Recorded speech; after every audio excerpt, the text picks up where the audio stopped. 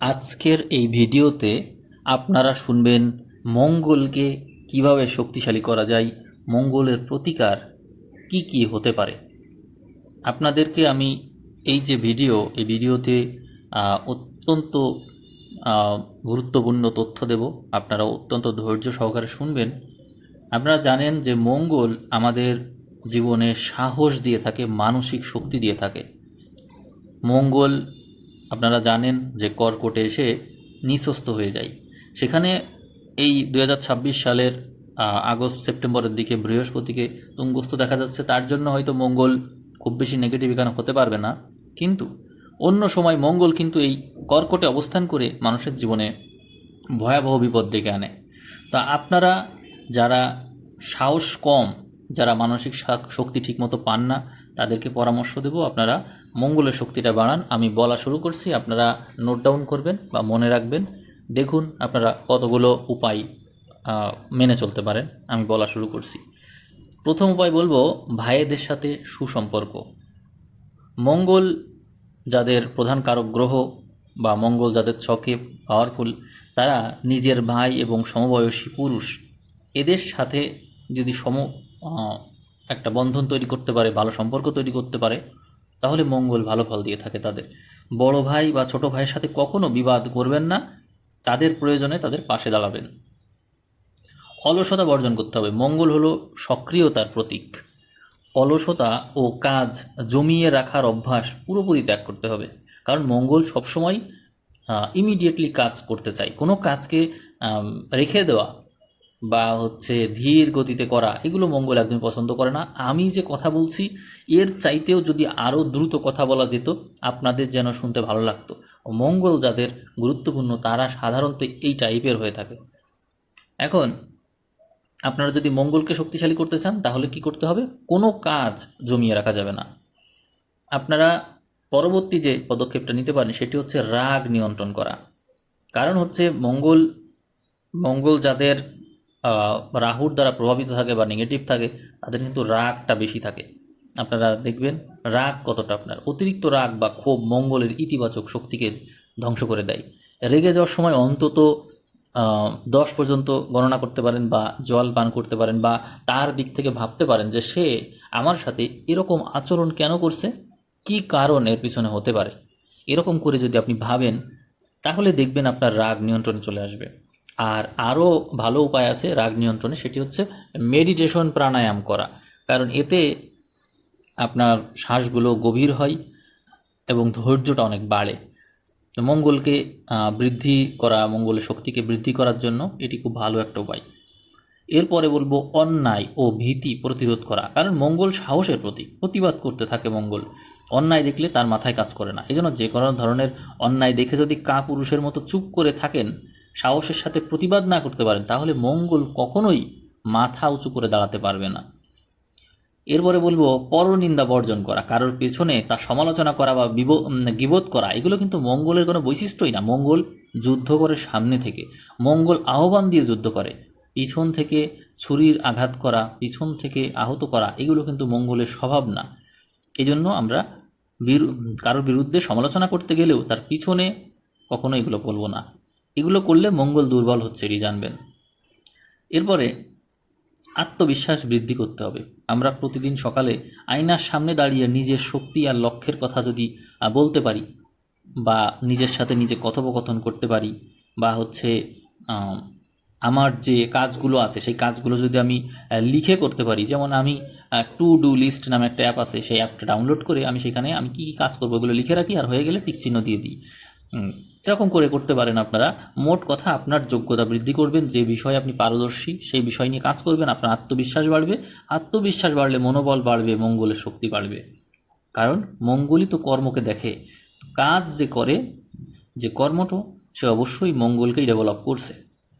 এরপরে বলবো নেতৃত্বের গুণাবলী অর্জন করা। মঙ্গল লিড দিতে চাই, তো কর্মক্ষেত্রে বা পরিবারে কোনো দায়িত্ব এলে তার সাহসের সাথে গ্রহণ করুন, নেতৃত্ব দিন।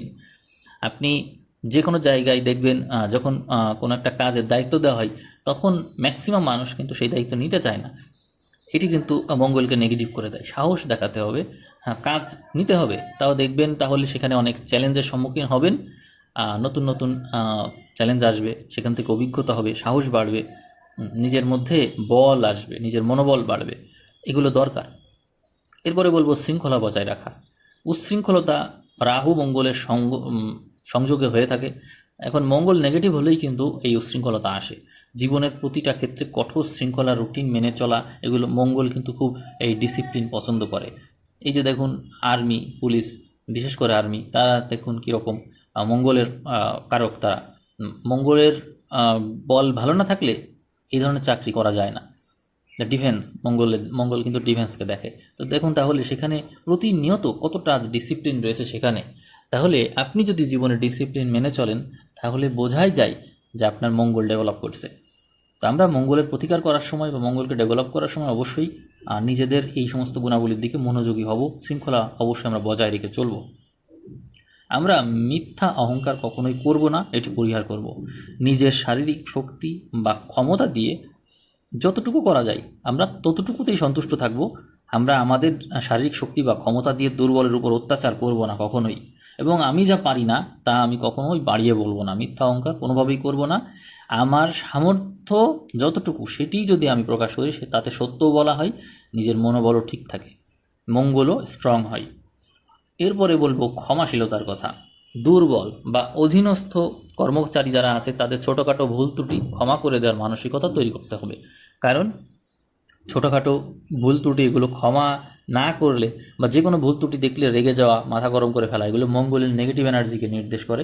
এবং মঙ্গল প্রধান মানুষ সবসময় যে কোনো কিছুকে দখল করতে চায় এবং তাদের অধীনে সবাইকে রাখতে চায়। এই যেখানে অধীনস্থ কর্মচারী বা দুর্বল, মঙ্গল সবসময় দুর্বলকে রক্ষা করে, তার অধীনে করে নিতে চায় সব কিছুকে। তো তাহলে আপনার মধ্যে অবশ্যই ক্ষমা করার মানসিকতা থাকতে হবে। সবাই আপনার অধীনে, আপনিই যুদ্ধ করবেন, আপনিই সবাইকে বাঁচাবেন, এই ধরনের মানসিকতা আপনার মধ্যে গ্রো করতে হবে। এরপরে আসে স্পষ্টবাদিতার কথা। ঘুরিয়ে ফিরিয়ে কথা বলা মঙ্গলের কোনো স্বভাবই না। সবসময় সত্য এবং স্পষ্ট কথা সাহসের সাথে বলা মঙ্গলের কাজ। অতএব আপনি যদি স্পষ্ট কথা, সত্য কথা সাহসের সাথে সামনাসামনি দাঁড়িয়ে, সবার সামনে দাঁড়িয়ে বলতে পারেন তাহলে সেটি মঙ্গলকেই ডেভেলপ করলো।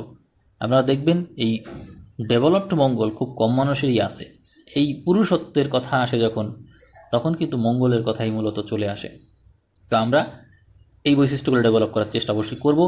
প্রতিযোগিতামূলক মনোভাব রাখা মঙ্গলের বৈশিষ্ট্যের আওতায় পড়ে। জীবনের প্রতিটা চ্যালেঞ্জকে যদি একটা খেলা বা প্রতিযোগিতা হিসেবে ধরেন তাহলে এক একটি খেলা হবে মঙ্গলকে ডেভেলপ করা। আপনি দেখবেন যখন আমরা কোনো গাড়ি চালাই, মোটর সাইকেল চালাই, তখন দেখবেন একটা প্রতিযোগিতার মনোভাব আসে এবং সেখানে থাকে গতি। সেখানে কিন্তু রিস্ক আছে, জীবনের রিস্ক আছে। আপনার মনে রাখবেন যে প্রতিটা ক্ষেত্রে যখন জীবনের রিস্ক আছে, কোনো দুর্ঘটনার সম্ভাবনা আছে, কোনো বিপদে পড়ে প্রাণহানি হতে পারে বা অঙ্গহানি হতে পারে, এরকম ক্ষেত্রে যে চ্যালেঞ্জটা থাকে এইগুলো কিন্তু মঙ্গলের সাথে সরাসরি যুক্ত। যে কোনো প্রতিযোগিতায় যেখানে আমি হেরে যেতে পারি সেখানে আমার ভবিষ্যৎ নষ্ট হয়ে যেতে পারে, আমি ব্যর্থ হয়ে গেলে বিপদ আছে, এরকম ক্ষেত্র মঙ্গলই দেখে। অতএব প্রতিযোগিতামূলক মনোভাব রাখা মঙ্গলের বৈশিষ্ট্যকেই ডেভেলপ করে। তারপরে বলবো ধৈর্য ধারণ করা শেখা। উত্তেজনার মুহূর্তে হুট করে কোনো সিদ্ধান্ত না নিয়ে অন্তত এক রাত অপেক্ষা করুন। এই কথা কেন বলছি, কারণ মঙ্গল সবসময় হুটহাট কাজ করতে চায়। মঙ্গল যখন কোনো নেতিবাচক গ্রহের দ্বারা প্রভাবিত হয়ে পড়ে, বিশেষ করে রাহু, তখন ইনস্ট্যান্ট কোনো একটা কাজ করতে ইচ্ছা হলো সাথে সাথে করে ফেলতে ইচ্ছা হয়। এখনই কোনো একটা কিছু কিনতে ইচ্ছা হচ্ছে, এখনই কিনবো, এখনই, কোনো সময় দেব না, অপেক্ষা করব না, এখনই কিনতে হবে। এই যে একটা ভাব, তাড়া, সবসময় একটা তাড়ার ভাব, এইটা মঙ্গলের নেগেটিভিটির কারণে হয়ে থাকে।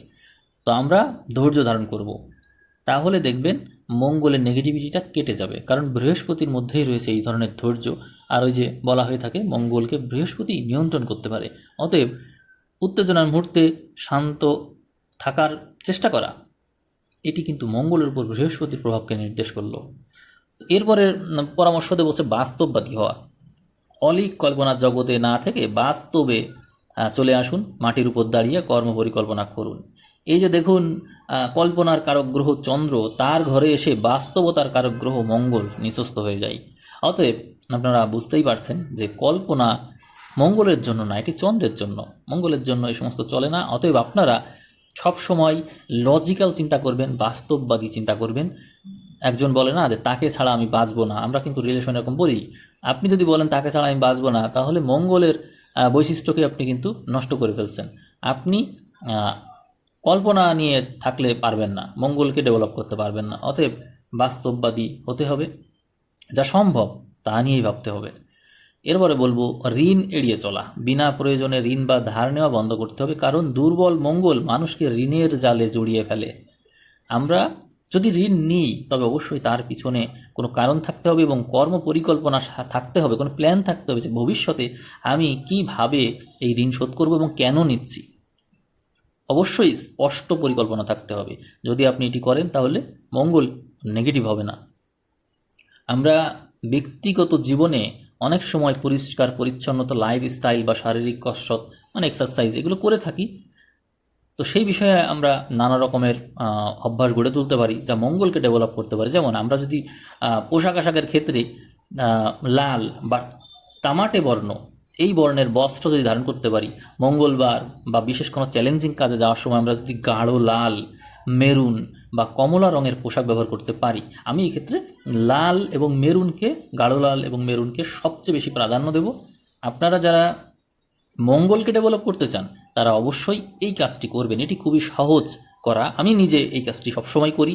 আমি ম্যাক্সিমাম ক্ষেত্রে আমার জামা কাপড়ের 50%-এরও বেশি টাইম চেষ্টা করি লাল রঙের পোশাক ব্যবহার করার জন্য। আমি যখন এই ভিডিওটা তৈরি করছি তখনও আমি লাল রঙের পোশাকই ব্যবহার করে আছি। তো তাহলে বুঝুন যে মঙ্গলকে ডেভেলপ করা কেন জরুরি। কারণ মঙ্গল সবসময় কর্মকে দেখে। আপনি আপনার লাইফকে হিসাব করলে দেখবেন একটা দীর্ঘ সময় আমরা ঘুমিয়ে কাটাই, তার মধ্যে যতটুকু জেগে থাকি ততটুকু তো কাজ করতে হবে, কিন্তু সেই কাজটাও করতে গিয়ে আলস্য চলে আসে। তো সেখানে যদি আমি মঙ্গলকে প্রাধান্য দিই তাহলে কিন্তু অনেক কাজ করা সম্ভব। অবশ্যই আপনারা আজকের থেকে এই কাজটি করবেন, মেনে চলবেন এই কথাটি। ড্রেস আজকের পর থেকে এই যে শুনলেন, লাল রঙের কিনবেন, বানাবেন, ব্যবহার করবেন।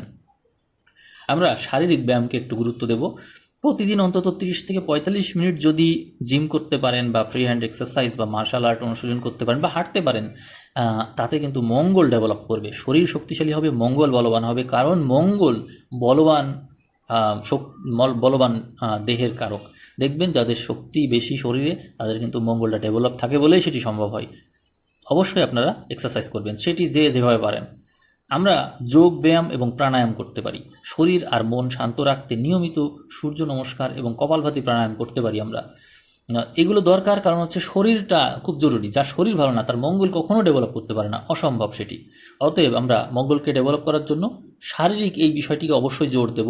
আমরা রক্তদান করতে পারি, কারণ রক্তের কারক মঙ্গল এবং সেটি দান করা হচ্ছে, অবশ্যই সেটি ইতিবাচক।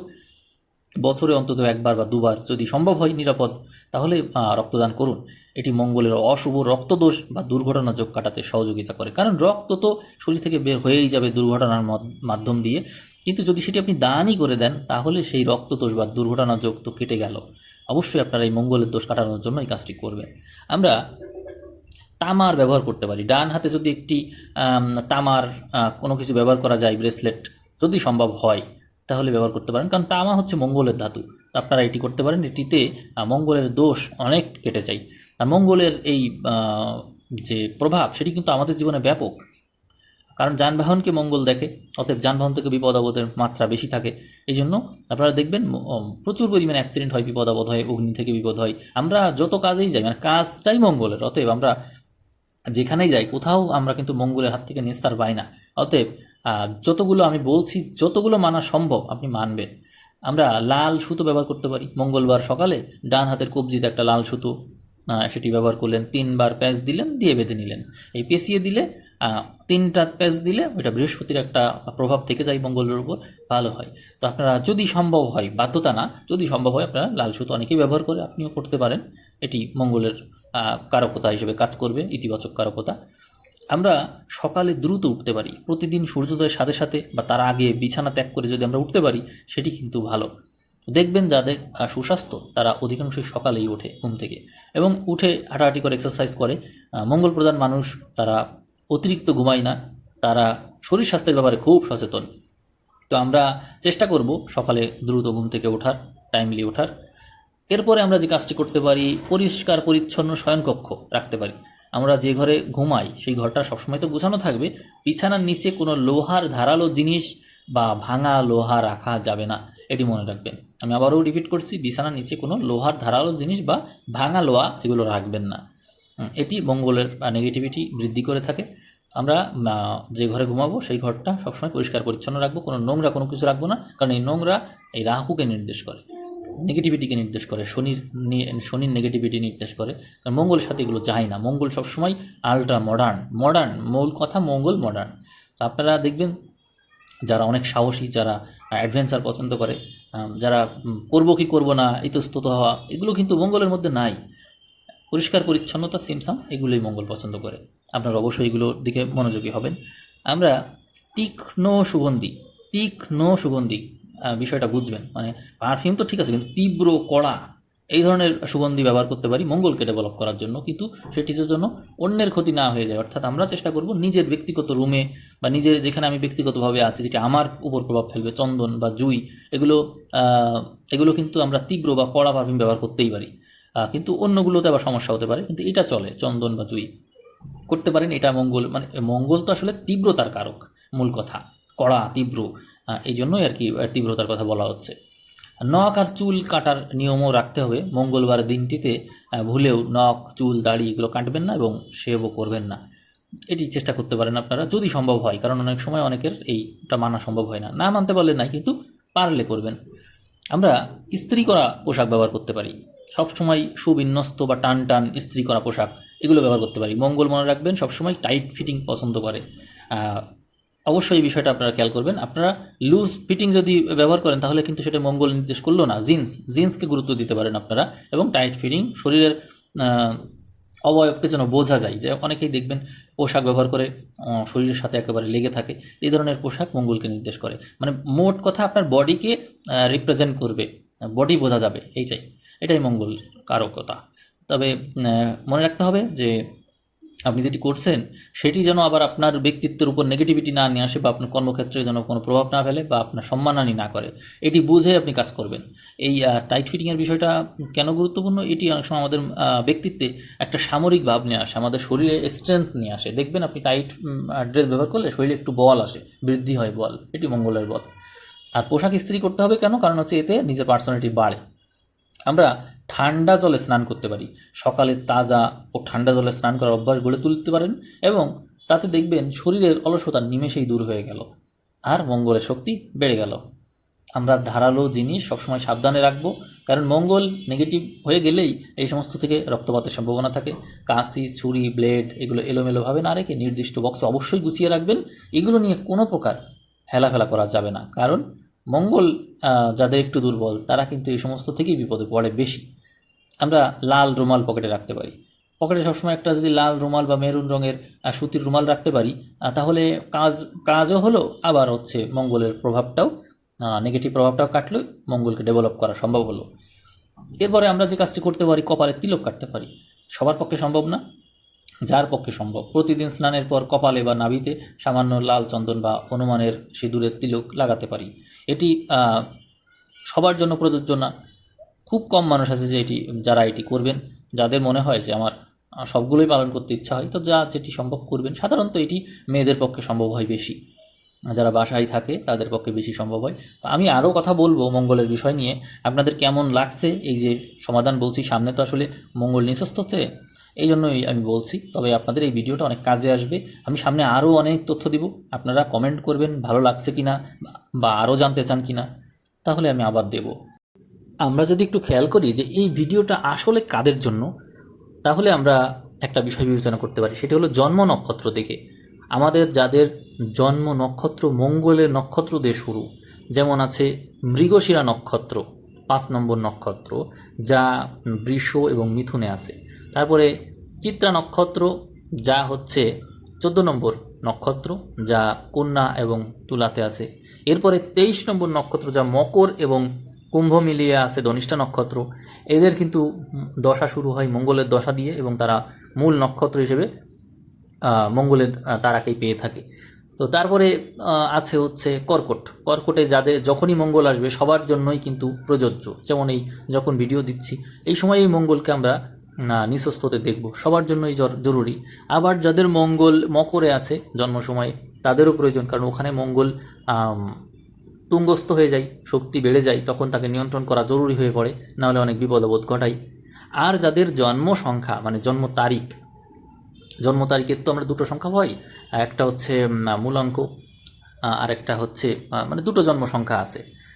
তো এই যে দুটো জন্ম সংখ্যা, এখানে একটা সংখ্যা যদি মঙ্গলের সংখ্যা হয়ে যায়, ভাগ্যাঙ্ক বা মূলাঙ্কের মধ্যে কোনো একটা সংখ্যা যদি মঙ্গলের সংখ্যা হয়, যেমন হচ্ছে 9, 18 বা 27, জন্ম তারিখ যদি 9, 18 বা 27 হয়, তাহলেও কিন্তু আপনার মঙ্গলকে নিয়ন্ত্রণ করা জরুরি হবে, মঙ্গলের প্রতিকার করা বা হচ্ছে মঙ্গলকে ডেভেলপ করা জরুরি হবে।